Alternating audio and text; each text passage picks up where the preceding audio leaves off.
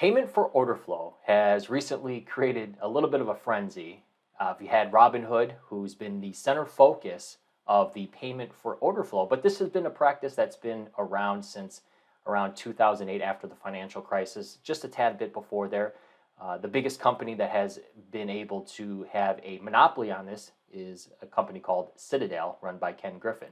Now, recently, we've heard some interesting uh, news clips, some interesting things out of Congress, and some misleading headlines purposely to trick the mass public. Now, we're going to talk about the reason why payment for order flow is good. So, my name is Joshua Belanger of countervest.com. I was once a professional. I made a market in the NASDAQ. When I made the market, it was before payment for order flow, but I'm very familiar with how markets work and the market structure, which is not something too many people talk about, how market structure is. So we're going to talk a little bit about that and again talk about why payment for order flow is good. Now, it's good for a certain group of people. You're going to learn that in a second. So the concept of payment for order flow and what payment for order flow is the practice of a online brokerage discount firm being able to have their inventory, their customers, and route orders to a specific high frequency trading group or an exchange.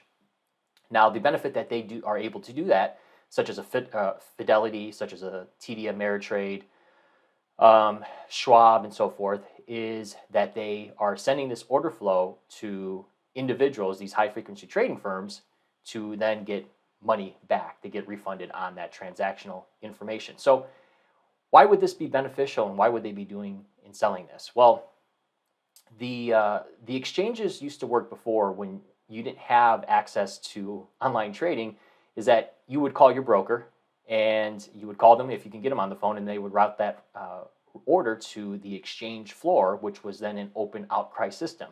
So those market makers, once I worked on the floor, they would be able to sell offers and buy bids. And that what is known as is creating a spread. And that spread is the difference. So they're able to transact and do that. Now, market makers are there to only make a market. So if I had 200 shares of Facebook and I went to sell those shares, it doesn't necessarily mean there's someone else on the other side of there. So to provide liquidity to the marketplace, that's what a market maker does. And they're there to provide the liquidity that's needed so I'm able to get out of that transaction if I choose to, or to buy shares as well. So that doesn't mean someone else is on the other side of it. So market makers are there to just make a market. Now, for their convenience, they make the spread. And in open outcry, they made a lot of money. That's why so many traders in Chicago were living large, because markets were so wide. And they were able to benefit from the spread and be able to make a lot of money. That's why a lot of them, when online trading or electronic trading came on, that's why so many of them were holding on for so long, because that was their edge. That was the market edge that they had, and they don't have that anymore, and they haven't had that for a long time. So let's say the spread on something was $95 by 100. Now, if you bought that at $100 and you wanted to sell it right away, you would have to sell it at 95, and that was the spread, so you would lose $5. It's no different than going to a car lot, buying a car new or even used, and then saying, I don't really like it, and then coming back and trying to sell it for the same price that you bought. So that was the edge that market makers had. Now, what happened was when electronic trading came on, it created a tighter market. So maybe the market was then $4 wide instead of $5. So it was 96 by $100. Now, the difference over the last decade, 2 decades, has actually narrowed that, where we're getting within pennies on spreads on certain stocks and also certain options at times. So where options or where spreads were much wider before, now they're much narrower, which creates more liquidity and also creates more efficient markets as well. So payment for order flow helps for the retail client, the retail customer, you and I. See, the misleading headlines come from those that are on the professional side. Now, I know it's no surprise that professionals want to trick you. Hedge funds want to trick you, or make it more difficult than what it is. Now, the reason why payment for order flow doesn't benefit institutions is because the high-frequency traders don't care about their orders. Their orders are too big, and they don't trade as often because all they're looking to do is accumulate money and hold it. And when they need to, they have to do a big order, which takes it's not as engaging or as active as retail trading is. Now, there's no trader out there that thinks that they could front run payment for order flow, because the retail trader is so mixed in what they're trading that it doesn't really benefit. So the payment for order flow, the high frequency traders, what they're doing is they're interacting with orders before they hit the exchange. This is why you hear so much misleading information or headlines about that, is because exchanges are publicly traded. CME, NYSE, and all those exchanges are publicly traded. Their incentive is to make as much money as possible. Now, the thing is that these exchanges do not care about retail traders. They cater to institutions. That's where the money's at.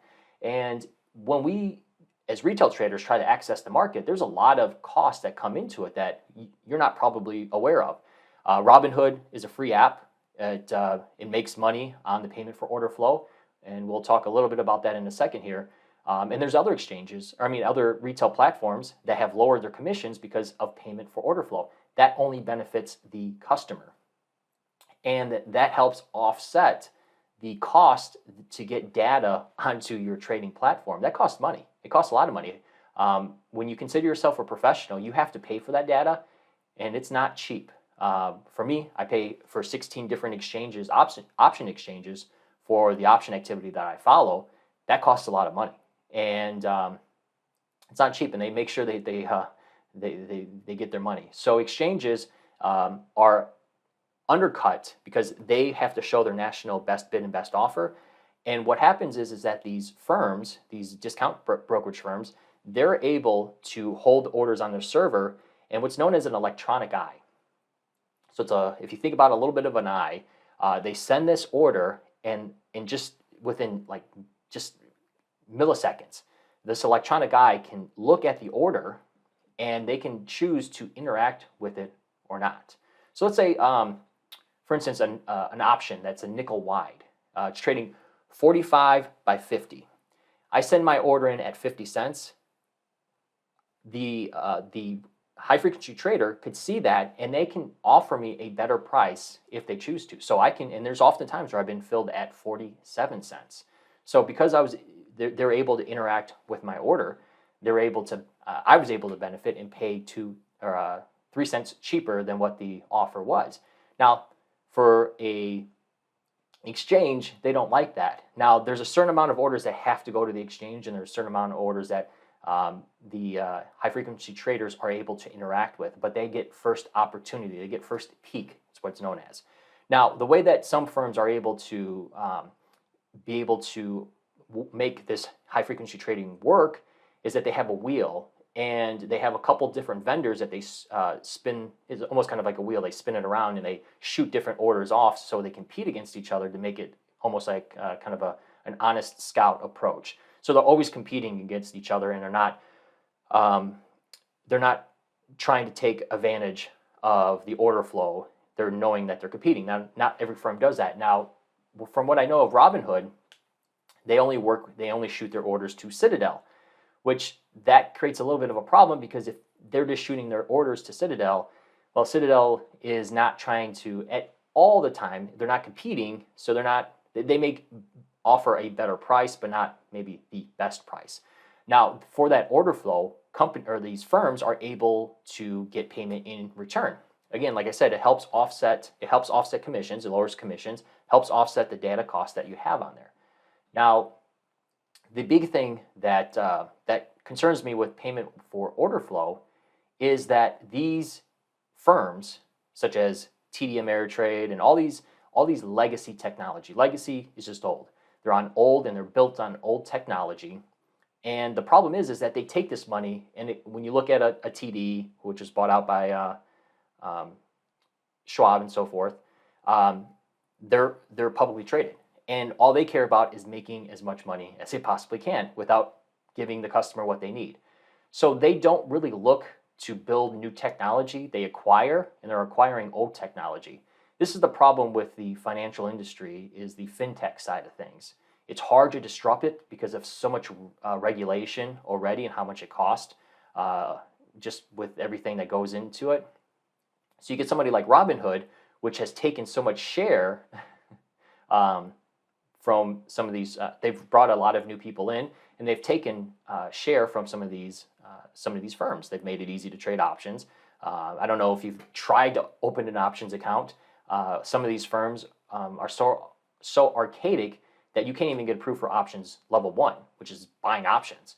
Some firms make it very easy just because of the risk department, and some firms make it really impossible for that. But going back to payment for order flow, there was a 2005 SEC ruling that firms had to provide they had to execute on best price that's above national best bid and best offer. So as I said earlier, the NBBO, which is national best bid and best offer, and that's what a market maker has to show. It doesn't mean it's a fair. It just means if I have to make a market, this is my market.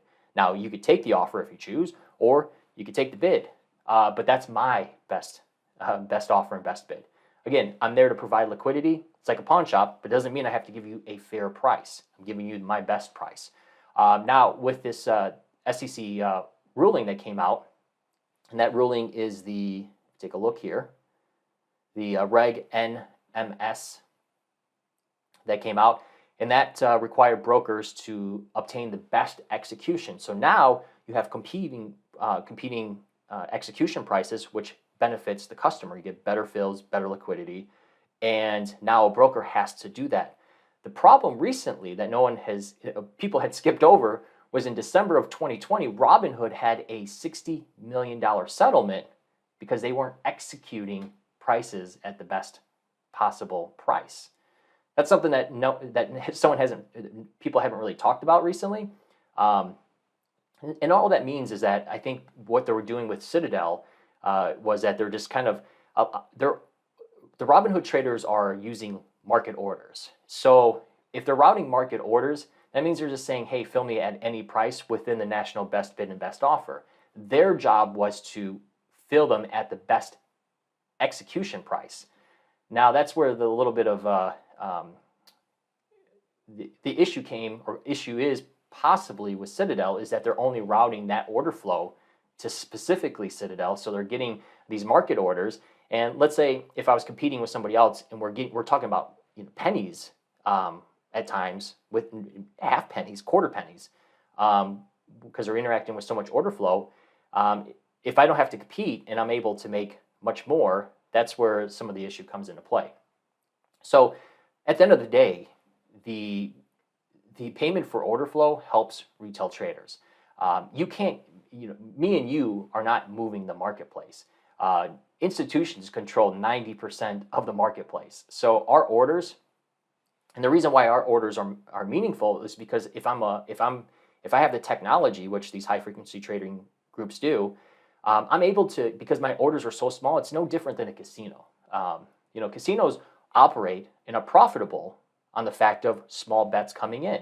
The big whales are the ones that they worry about. It's the same thing in the financial markets. The big whales are the ones that move the markets, not the little guy. So if I'm a market maker or high frequency trader, I'm able to hedge those orders because I'm buying 100 shares or I'm buying 5 contracts, which are easier to hedge, and the order flow is so scattered that it's easier for them to be able to offset that, make the little bit of a spread that they are, undercut the exchanges who's the competition, and provide a better fill price, a better execution price for the customer.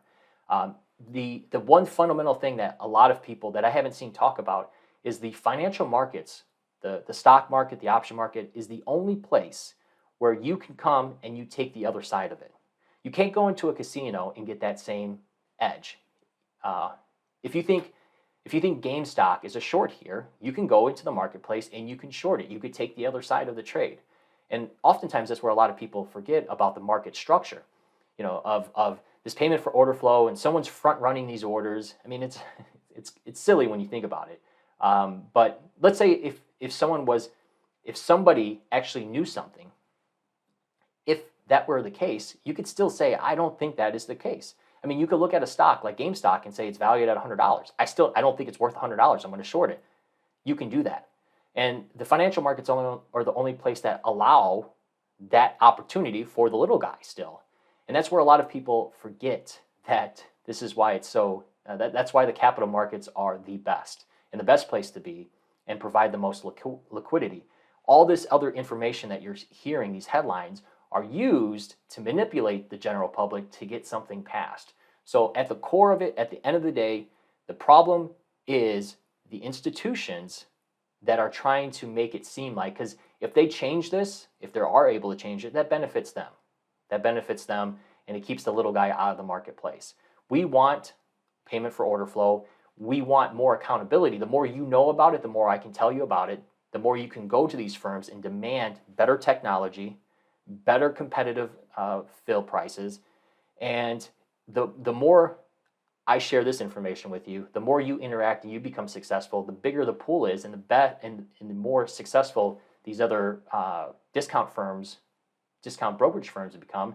And this is how we start to take back the marketplace. A lot of people right now are upset at hedge funds or the Ken Griffins and the Citadels and all this other stuff, but they don't understand that the market is a sea.